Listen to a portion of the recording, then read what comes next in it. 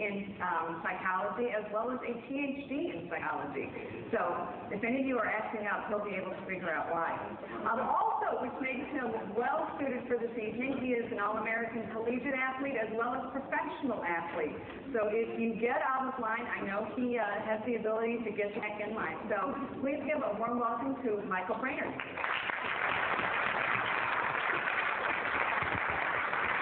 Thank you. Thank you very much. Thank you. That's, to anybody who thinks they're tougher than me, you are. That's ex-former athlete. And that's ex by about 10 years, and I'm not even sure I could fight my way off of this stage right now without limping and falling flat. Thanks for having me tonight. What I'd like to do is start with an exercise that you'll do with the person next to you at the table.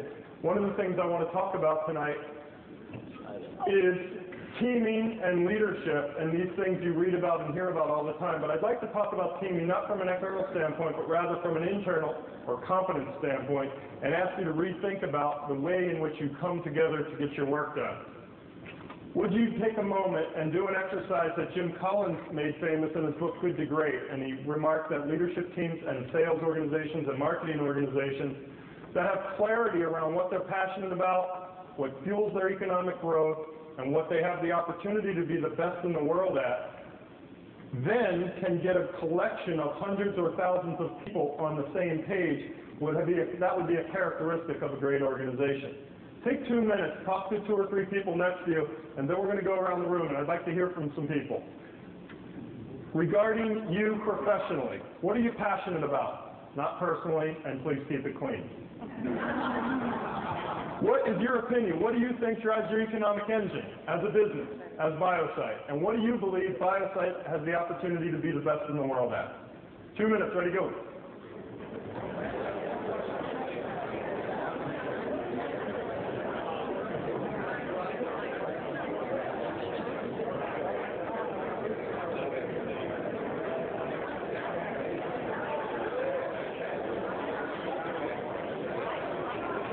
Okay, time out.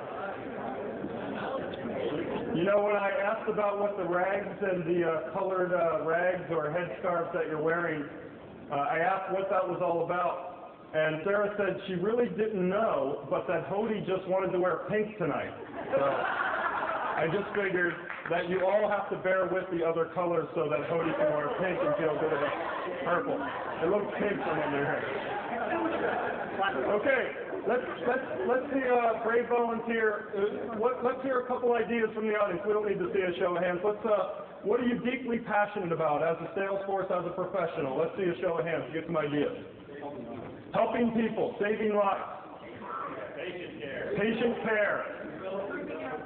Patient outcomes, developing novel markets. Being a leader in education. Excellent. Being different. And being difficult? No. You're passionate about these things, their ideas, their concepts, their things that you want to do as a professional to achieve some goal. Regarding the goal, what is your belief? Let's hear some ideas about your economic engine. What fuels this company's economic growth? Innovation. Point of care. Money. Listen to yourself. Innovation, point of care, money, what else? People. Without people, there is no innovation. Without people, you can't generate cash. But if it were that easy, we would just bring together groups of people and expect outcomes like innovation, like money, like profitability. It's not that simple. And we're going to talk about some of the ways it's simple and difficult as we move forward. Lastly, what does Biosite have the opportunity to be the best in the world at? Saving lives, point of care, what else?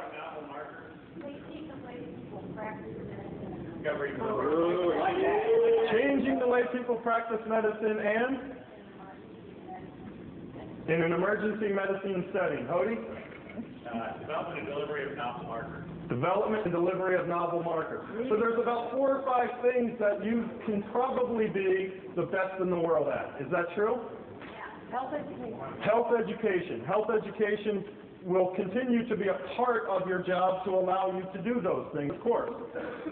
Getting crystal clear as a sales and marketing and technical consulting standpoint from those functional areas standpoint about what drives your economic engine. Because, to be sure, great companies, companies that outperform the S&P 500 and Wall Street, traditionally will not be great in 10 or 20 different things.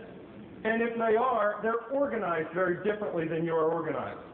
To be organized in the way that you're organized and be great at a couple things, it is in your best interest to get clarity and then consensus or at least collaboration around what you can be the best in the world at, so we're making sure you're rowing in the right direction. Sound easy?